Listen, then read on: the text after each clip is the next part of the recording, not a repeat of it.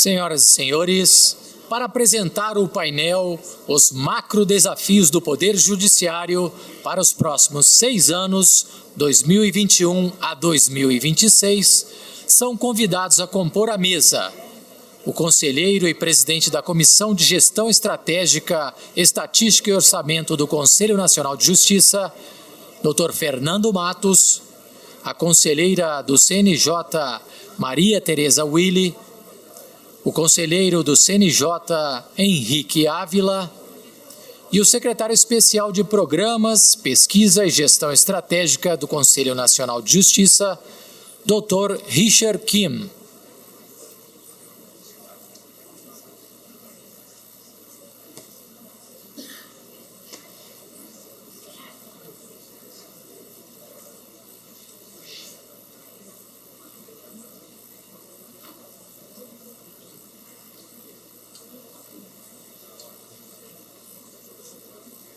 Tem a palavra o conselheiro Fernando Matos.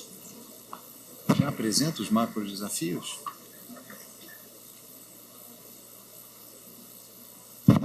Então, bom dia a todos. Não poderia aqui deixar de fazer um agradecimento a cada um de vossas excelências, aos tribunais brasileiros, por esses 4 anos em que pude trabalhar no CNJ. Queria fazer aqui um registro todo especial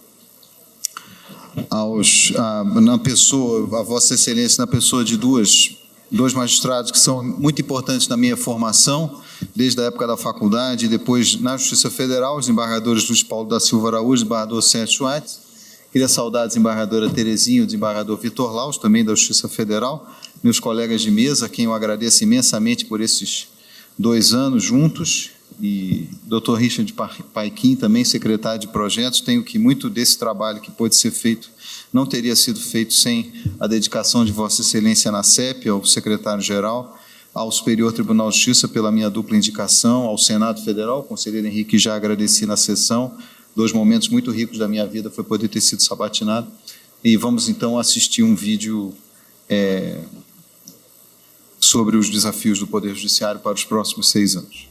No ano de 2009, foi instituído o Planejamento Estratégico do Poder Judiciário. Esse primeiro ciclo de planejamento, que foi de 2009 a 2014, representou um divisor de águas na justiça brasileira, já que anteriormente não tínhamos informações estatísticas suficientes relativas a processos, estrutura dos órgãos, nem padronização na gestão. Desde o primeiro planejamento estratégico, foi possível traçar as principais diretrizes que perpassam até os dias atuais, tratando de temas como celeridade processual, melhoria de gestão de pessoas e infraestrutura de tecnologias da informação e comunicação. Atualmente, o Judiciário está no 2º ciclo de planejamento estratégico, que vai de 2015 até 2020. Destaca-se no atual ciclo a instituição da governança judiciária, possibilitando o debate mais amplo e participativo dos órgãos da justiça brasileira na construção das diretrizes e das políticas judiciárias. Nota-se também o aperfeiçoamento da demonstração dos dados estatísticos e de gestão por meio do uso de ferramentas tecnológicas, tornando o judiciário cada vez mais transparente. Considerando a proximidade do término, já estamos realizando o processo de formulação da Estratégia Nacional para os próximos 6 anos.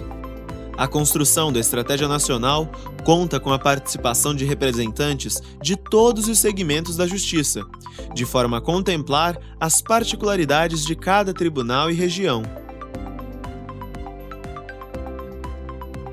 É o Planejamento Estratégico Nacional que norteia a atuação institucional dos órgãos da Justiça, buscando o aperfeiçoamento jurisdicional e o melhor atendimento ao cidadão. Posso? Não, doutor Richard, por favor. Então, bom dia a todos, senhoras e senhores. Cumprimento as excelências, os servidores do Judiciário aqui presentes, do Conselho Nacional de Justiça e dos demais conselhos, na pessoa dos conselheiros Fernando Matos, Maria Tereza Willi Gomes, conselheiro Henrique Ávila. E antes dos macro desafios serem apresentados pelo conselheiro Fernando Matos, queria fazer apenas uma breve introdução. Todos nós sabemos a importância do planejamento, né? Que é importante para a justiça, para a sociedade, que muitas vezes a gente planeja, por exemplo, a colocação do vídeo, mas o som não sai, né? Então temos que, muitas vezes, planejar, mas resolver os problemas que aparecem a cada momento. Esse planejamento, no entanto, não pode ser um instrumento meramente formal, mas que seja desdobrado em metas, indicadores e projetos essenciais para a execução e acompanhamento e avaliação das estratégias. As senhoras viram hoje, né, os dados apresentados pelo Justiça em Números demonstram que o Judiciário tem se planejado, tem cumprido as metas e tem alcançado, então, uma melhor prestação jurisdicional para toda a sociedade. Assim, a Estratégia Nacional vinculará todos os órgãos do Poder Judiciário para os próximos 6 anos. É um planejamento interinstitucional produzido, no entanto, respeitando a unicidade do Poder Judiciário, a unidade, sem deixar de lado as singularidades de cada segmento. Os macrodesafios do Poder Judiciário assinalam grandes temas, ou mesmo problemas-chaves, que serão objeto de atuação sistêmica em todos os tribunais e conselhos de justiça. A relevância dessa estratégia nacional, evidentemente, não tem qualquer dúvida de que alcançará seus objetivos se os macro desafios, né, atuais forem alcançados e alcançarmos também os próximos que serão definidos. Macro desafios atuais hoje são a garantia de direitos de cidadania, a celeridade na prestação jurisdicional, o combate à corrupção, o impulso às execuções, as demandas repetitivas, a segurança do processo eleitoral, além da melhoria da gestão de pessoas e da governança de tecnologia da informação. Em maio deste ano, a Rede de Governança Colaborativa do Poder Judiciário, por meio de seu Comitê Gestor Nacional, deu início, então, ao processo de revisão da Estratégia Nacional para o ciclo 21-26. Após a realização de 3 reuniões do Comitê Gestor Nacional e de videoconferências com os comitês gestores dos segmentos de justiça, foram levantadas as sugestões de missão, visão, atributos de valor e macro desafios do Poder Judiciário para os próximos 6 anos. A apresentação dos macro desafios, que será feito agora pelo conselheiro, é resultado de um processo de construção coletiva ainda em curso. Para tanto, foram analisadas e consolidadas as sugestões de cada representante desse segmento de justiça. Ressaltamos que as propostas de macrodesafios ainda passarão por consulta pública e por maior processo de detalhamento ainda no âmbito da rede de governança, para só então serem apreciadas e aprovadas pelos tribunais, presidentes de tribunais no Encontro Nacional do Poder Judiciário. Como é possível nós verificarmos, a gestão estratégica do Poder Judiciário passa por um processo natural de aquisição de maturidade institucional, ao tempo em que se amplia o espaço de discussão em torno da elaboração e da governança da estratégia nacional, à luz de princípios da participação, da descentralização e do alinhamento estratégico, bem como da transparência. É importante nós deixarmos bem claro que o Judiciário tem atuado de forma democrática. O Conselho Nacional tem dialogado com cada um dos tribunais, né, de forma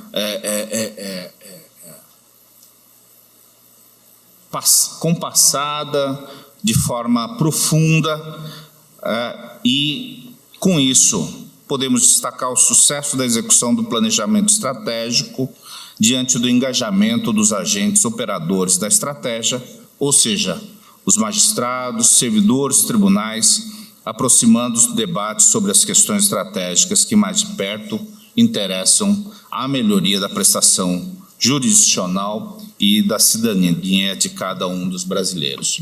Então, conselheiro, cumprimentando mais uma vez e agradecendo a participação de todos os tribunais, os comitês gestores da Estratégia Nacional e também ao DGE, agradecemos pelo menos o esforço que tem sido feito até o presente momento.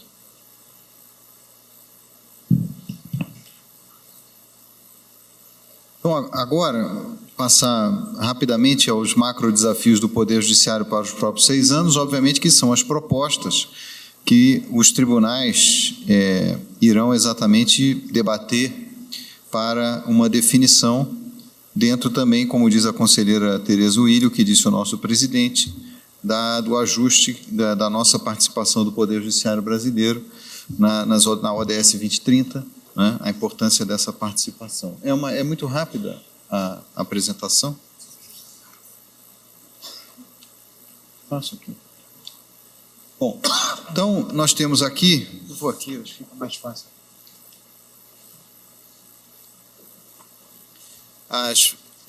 Ministro Humberto, ministro Lélio, corregedores, né, ministro Aloysio, as propostas dos macro desafios para a Estratégia Nacional do Poder Judiciário, né, esse aqui já é, inclusive, uma meta nacional, né, agilidade e produtividade na prestação jurisdicional, é o primeiro deles. Depois nós temos uma ampliação para estabelecer garantias dos direitos fundamentais. Depois nós temos a questão do enfrentamento à corrupção, à improbidade administrativa e aos ilícitos eleitorais, e desembargador Padim, todas essas questões que envolvem a justiça eleitoral, obviamente que elas têm que ser respeitadas à competência, né, do Tribunal Superior Eleitoral. O CNJ, inclusive, tem uma resolução a respeito disso, então é uma proposta de diálogo conjunto com a Justiça Eleitoral do Conselho Nacional de Justiça, né? E também a participação do próprio Conselho na Estratégia Nacional de Combate à Corrupção, a ENCLA, né? Muitos dos senhores e muitos dos tribunais ainda não participam dessa estratégia, o Conselho Nacional já participa, mas deixo a importância de que os senhores, isso é organizado pelo Ministério da Justiça, coordenado pelo Departamento de Recuperação de Ativos, o DRCI do Ministério da Justiça, então me parece também muito importante a participação do Poder Judiciário junto à ENCLA. A prevenção de litígios e adoção de soluções consensuais para os conflitos. Eu não vou falar desse tema porque esse é um tema caro e que vai ser tratado pelo conselheiro Henrique Ávila, né? As propostas e o aumento da conciliação e dessas outras estratégias de solução dos processos, um aumento expressivo que houve ao longo dos anos. Espera aí.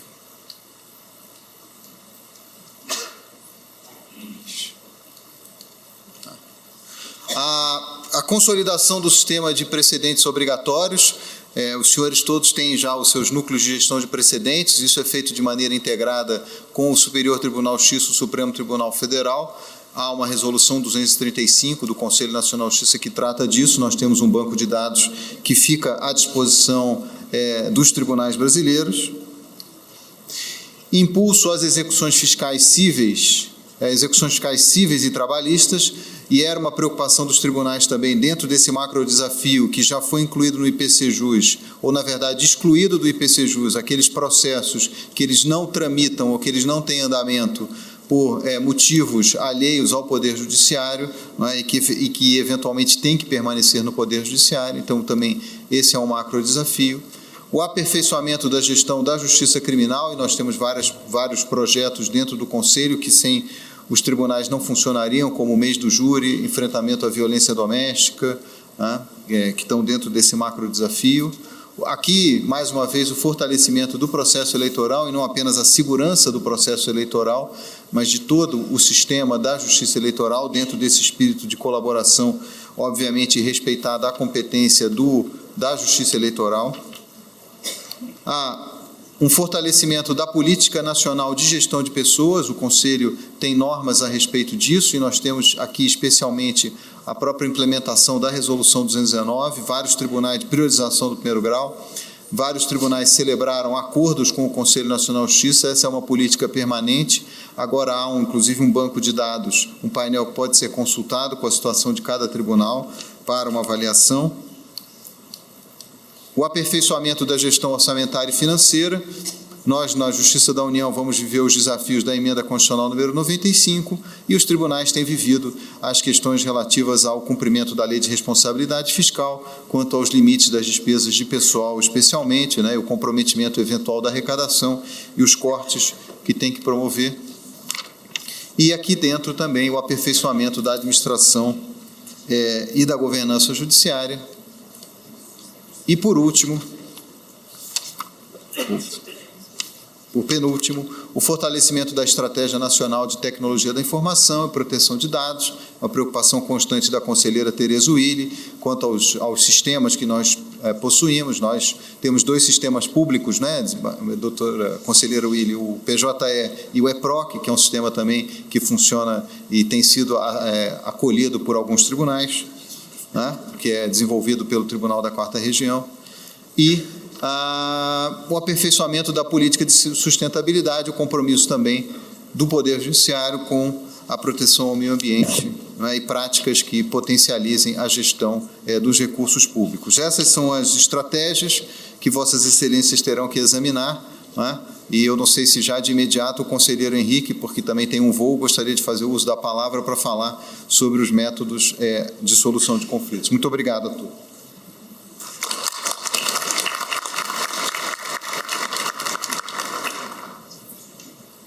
Gratíssimo, conselheiro Fernando, inclusive pela deferência em já de logo me passar a palavra, sensível ao meu voo. Em breve eu também serei, muito em breve, não exclusivamente por causa do meu voo, mas para também não cansar a paciência dos senhores.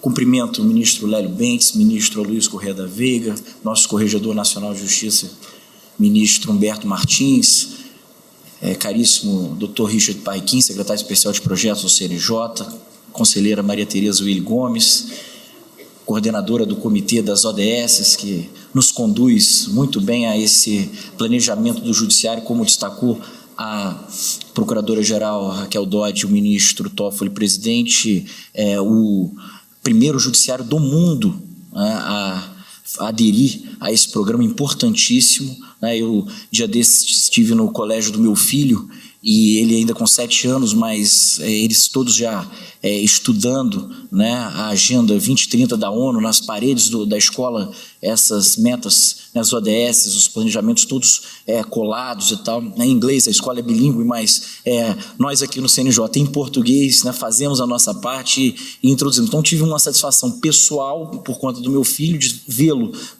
nessa agenda importantíssima para a humanidade, e profissional, porque nós aqui no Conselho Nacional de Justiça estamos trabalhando junto com o Poder Judiciário para a implementação dessas metas. E conselheiro Fernando Matos, nosso presidente da Comissão de Gestão Estratégica, comissão esta que Vossa Excelência conduziu muito bem ao longo dos últimos anos, e que vem desaguar de maneira muito oportuna na apresentação dessas propostas para os próximos 6 anos. Eu, como o conselheiro Fernando Matos disse, como membro da Comissão de Acesso à Justiça, sobre a qual sabemos todos está o tema da mediação, gostaria de destacar, aproveitar a qualificação do público hoje, composto de dirigentes de tribunais ou representantes, são vocês absolutamente que fazem a máquina do judiciário brasileiro girar.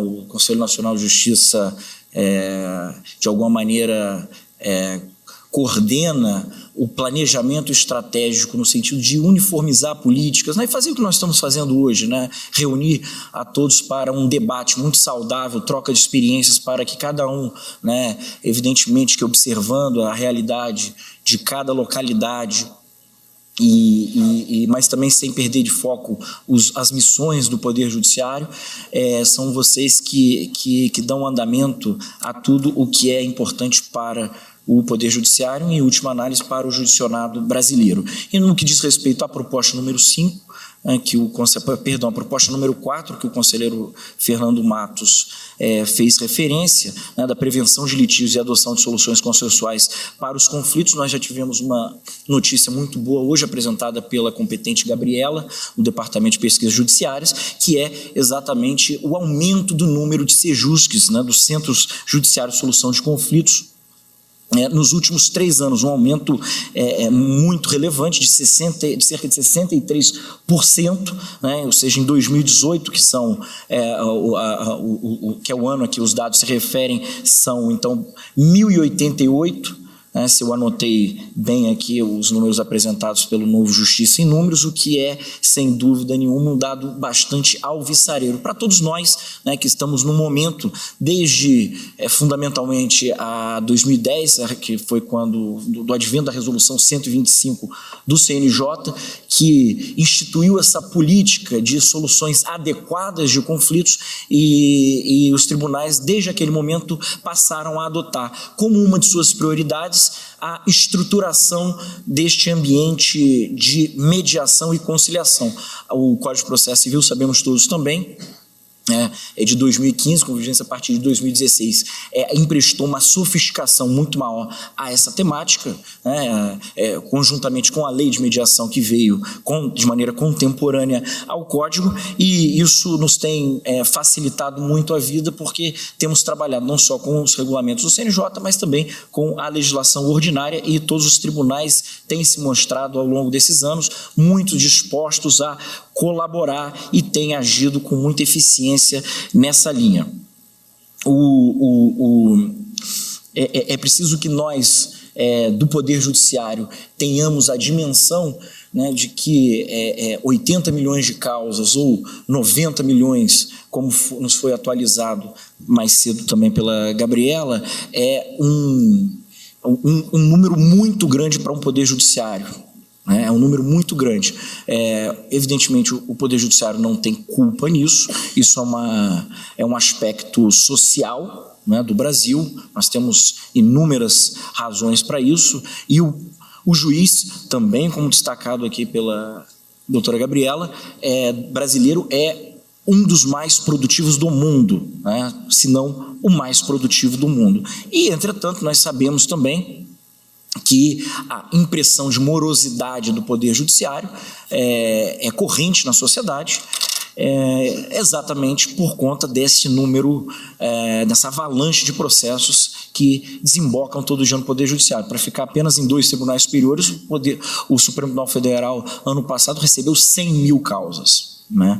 O Superior Tribunal de Justiça, ministro Lélio, recebeu 500 mil causas. Eu suponho que o TST também tenha recebido por volta disso, se não mais, né, pela função social que desempenha, né, fundamentalmente social que desempenha. Bom, o que significa dizer que nós precisamos ter a dimensão de que nem tudo precisa chegar ao Poder Judiciário.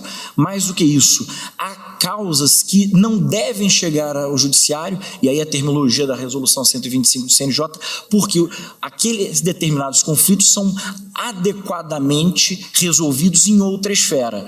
O ministro Marco Aurélio Buzzi, um dos entusiastas do tema, e por que não dizer um dos precursores também, costuma lembrar de um caso em Minas Gerais que ficou conhecido sobre dano moral, indenização, dano moral por abandono afetivo. Né? O rapaz ajuizou uma ação contra o pai por abandono afetivo, e a jurisprudência, né, o judiciário, seguindo a linha da jurisprudência que se vem desenhando, lhe deferiu indenização pelo abandono efetivo.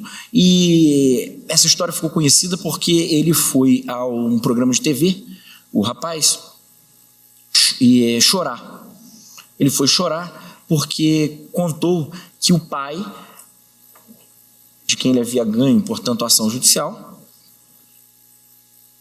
disse a ele, depois do trânsito em julgado, que agora é que ele não gostaria de vê-lo nunca mais mesmo. E ele estava chorando e dizendo que não era aquilo, absolutamente o que ele queria. E Isso é sintomático porque nós que atuamos, né, no Poder Judiciário, junto ao Poder Judiciário, vemos claramente que ele foi ao Judiciário, né, formulou um pedido, o juiz lhe deferiu, condenou o réu, entregou, portanto, o bem da vida postulado, no caso a indenização, e absolutamente não era o que ele queria, não era o que ele esperava.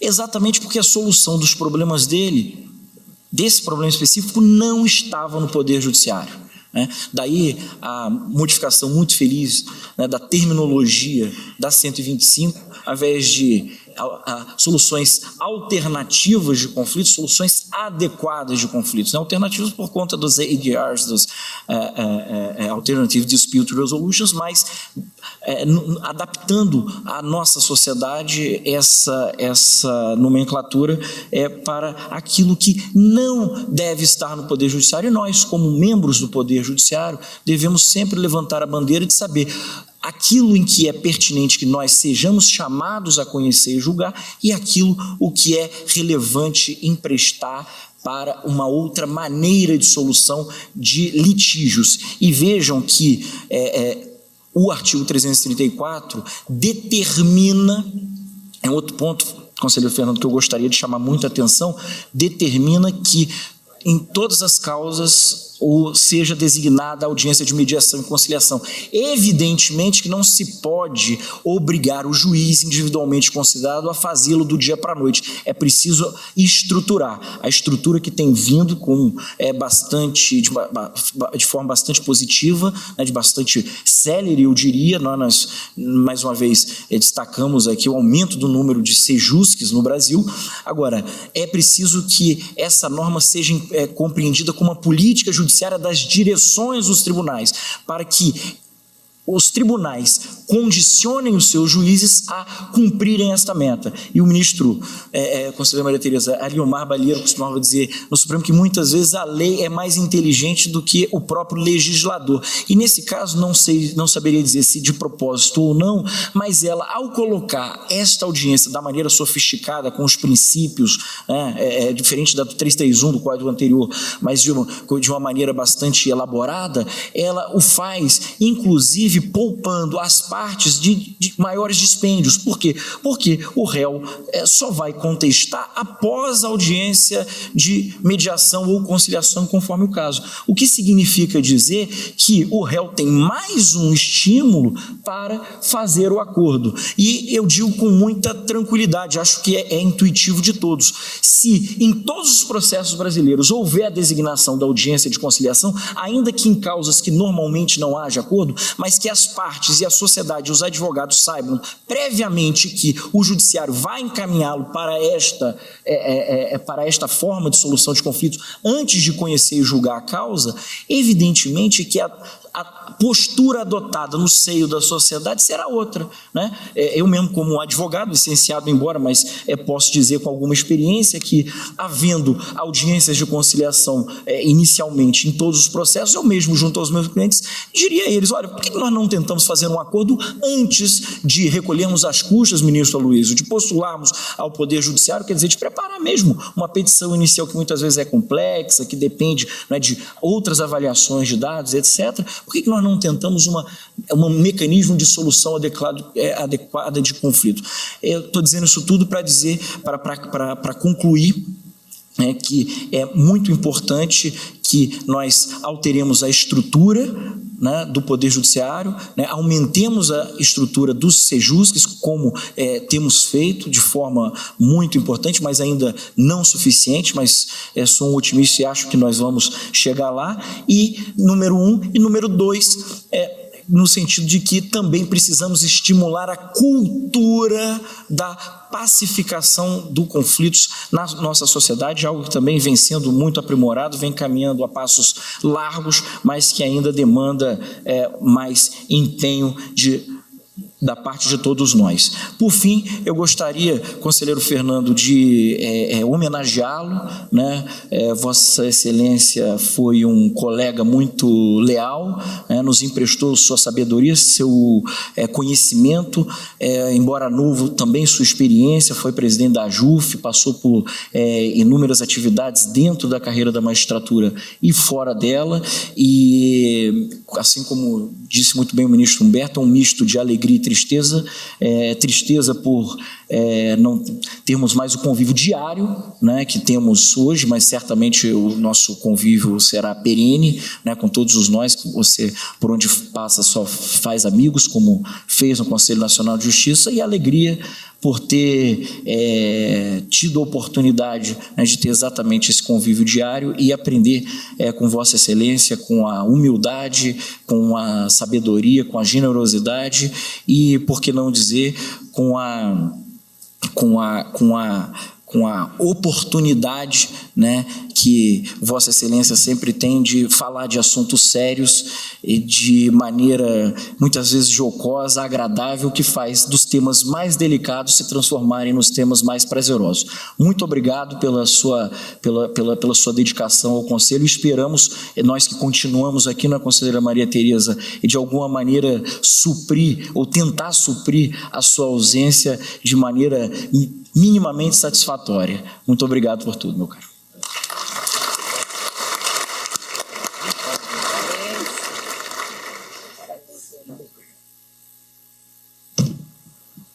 Tereza, conselheira Tereza Witt.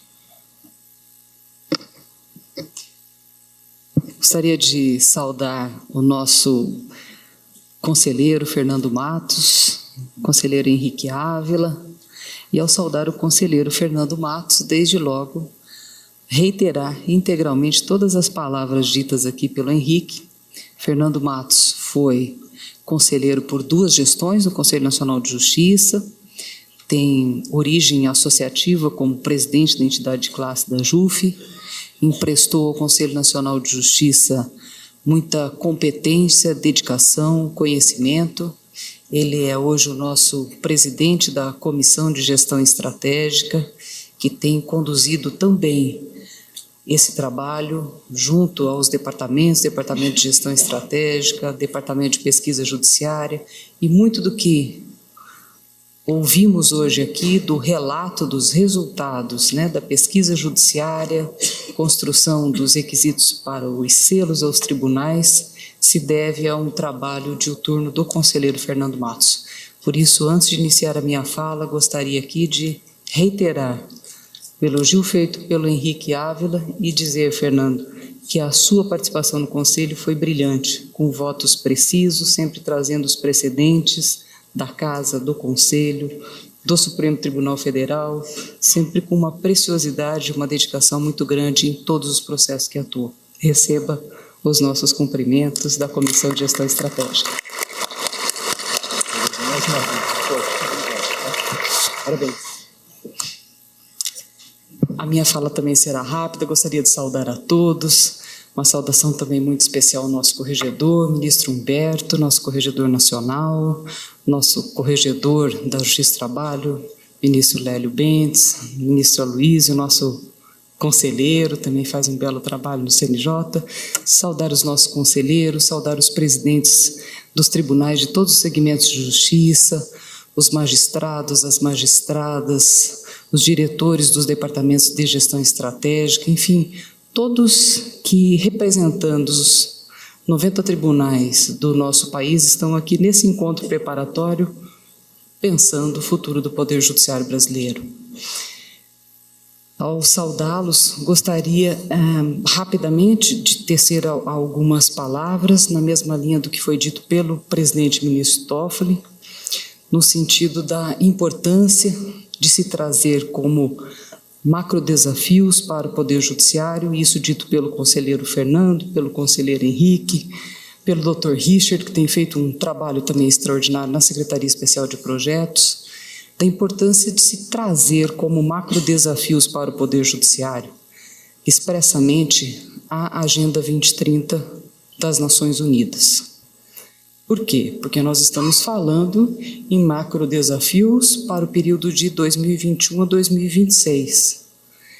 Essa agenda vai até 2030, então ela transcende esse período de planejamento do Poder Judiciário e é uma agenda que tem 17 objetivos de desenvolvimento sustentável na linha de direitos humanos, desenvolvimento econômico, social, sustentável. A sustentabilidade faz parte dessa agenda. E o que há de novo nessa agenda? É uma agenda que ela se aplica a 193 países, ela tem metas e indicadores governamentais na atual sistemática, mas que por intermédio do comitê interinstitucional que foi criado pelo ministro Toffoli, são 4 conselheiros que participam desse comitê: Henrique Ávila, o Valdetário, que recentemente deixou o conselho, e o Márcio Schiffler. São 4 conselheiros, são todos os departamentos do CNJ e são vários atores externos convidados que trabalham conosco, IBGE, IPEA, órgãos técnicos, PNUD, enfim. O que nós estamos fazendo no comitê? Qual foi a tarefa que o ministro Toffoli nos deu?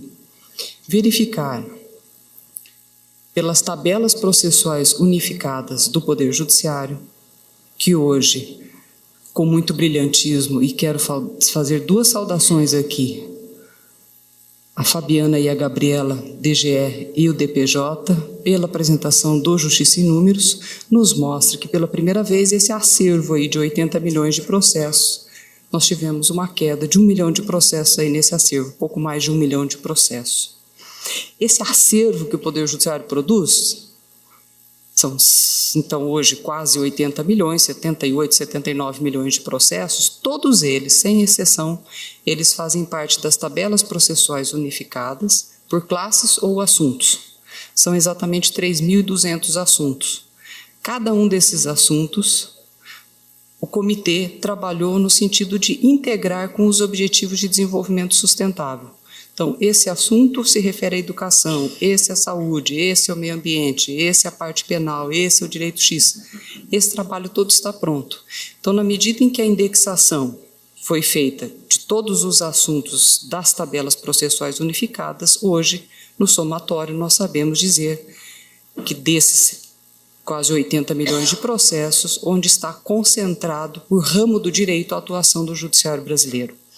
Por isso, dito pelo ministro Toffoli, é um trabalho pioneiro e é um trabalho em que o judiciário brasileiro é o primeiro judiciário no mundo a fazer esse depara, ou seja, transformar uma agenda que é uma agenda global para a realidade do judiciário e mostrar o judiciário não para dentro, não para si próprio, mas para fora, para a sociedade, o que é que ele produz para a sociedade e como ele impacta positivamente para a sociedade.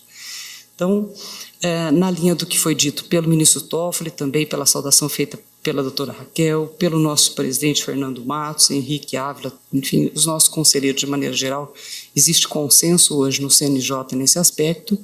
Acho que seria muito importante que nos macro desafios nós pudéssemos constar expressamente a institucionalização da Agenda 2030, que ela perpassa, né, por todos esses grandes temas apresentados pelo conselheiro Fernando Matos. Enfim, nós estamos trabalhando, né, na mesma convergência de situações. Em relação a esse acervo de processos, uma experiência que tem sido uma experiência muito rica e que eu gostaria de destacar aqui, que é a experiência dos laboratórios de inovação. Eu tive a oportunidade de conhecer o Laboratório de Inovação no Espírito Santo, com a presença do conselheiro Fernando Matos, Laboratório de Inovação em São Paulo, na Justiça Federal, e alguns outros laboratórios. E nessa perspectiva, ministro Lélio, qual é o problema a ser resolvido num universo de 80 milhões de processos? Eu tenho um problema X. Então, vamos tratar no Laboratório de Inovação desse problema X, reunindo todos os atores e pensando numa solução e num plano de ação para esse problema que nós temos aqui. Fizemos isso no Espírito Santo em relação às barragens. Embora o problema de barragens fosse de Minas Gerais, mas o Espírito Santo estava ali ao lado e poderia porque também sofreu reflexos grandes, contribuir na perspectiva de prevenção. Hoje nós temos no Brasil 24 mil barragens e nós temos quase 500 barragens em grau de risco. Então é um problema que quando isso acontece e chega ao judiciário, são milhares de ações. Só em Minas nós identificamos mais de 50 mil processos relacionados ao acesso à água. Então a prevenção nesses casos é fundamental. E trabalhar a prevenção e a desjudicialização são dois fatores fundamentais. Em relação aos homicídios, eu acho também que é muito importante, porque se trata aqui do direito à vida.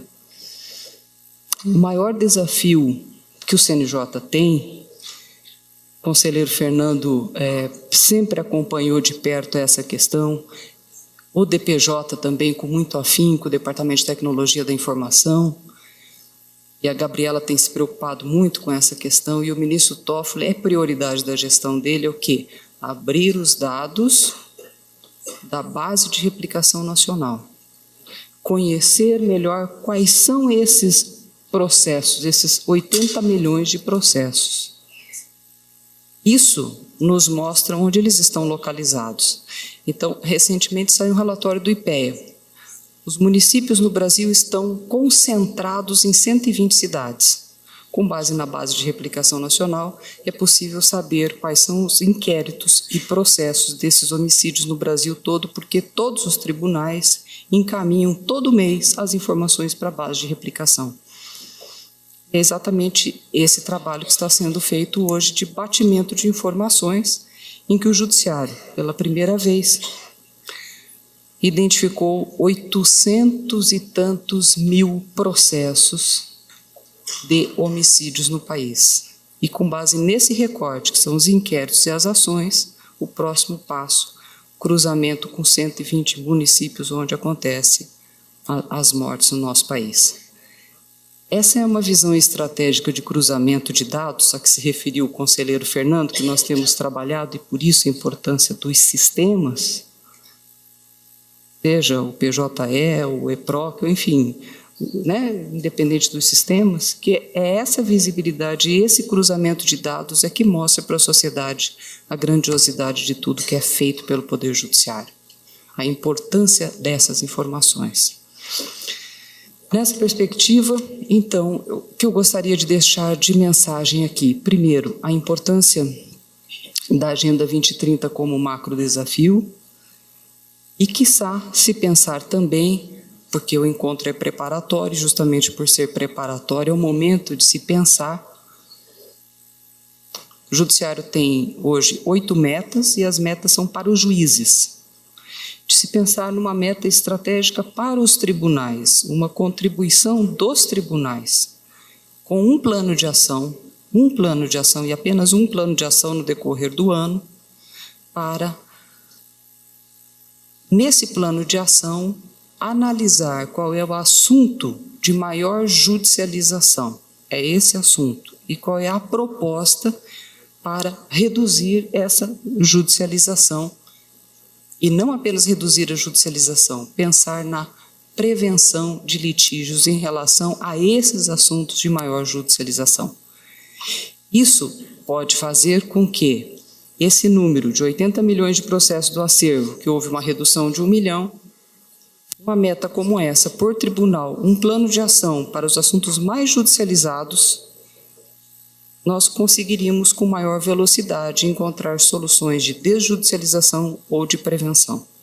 É uma sugestão também que submetemos aí, né, aos tribunais e, sobretudo, aos gestores que estarão reunidos hoje à tarde. Falamos sobre isso também a semana passada, no encontro que aconteceu sobre a Agenda 2030, encontro ibero-americano, e que os presentes se manifestaram nesse sentido. Nós ouvimos as pessoas presentes e muitos se manifestaram no sentido de um movimento positivo de ter um plano de ação, o assunto mais judicializado no prazo de 1 ano, para que cada tribunal consiga pensar em soluções de desjudicialização ou de prevenção. Enfim, gostaria de encerrar aqui as minhas palavras, não sem antes cumprimentar pela soma de esforços de todos os tribunais brasileiros que estão contribuindo para esse relatório Justiça em Números, para dar transparência ao Poder Judiciário, para mostrar tudo que o Judiciário faz em favor dos jurisdicionados e da nossa sociedade, para mostrar que melhorou o índice de desempenho dos juízes, dos servidores, que a força de trabalho do Judiciário é essencial e é fundamental para a nossa democracia e para o nosso país. Parabéns a cada um dos senhores e das senhoras que integram o nosso Judiciário. Peço, então, ao encerrar, uma salva de palmas em agradecimento e reconhecimento a todo o trabalho que foi feito pelo nosso conselheiro amigo Fernando Matos. Muito obrigado.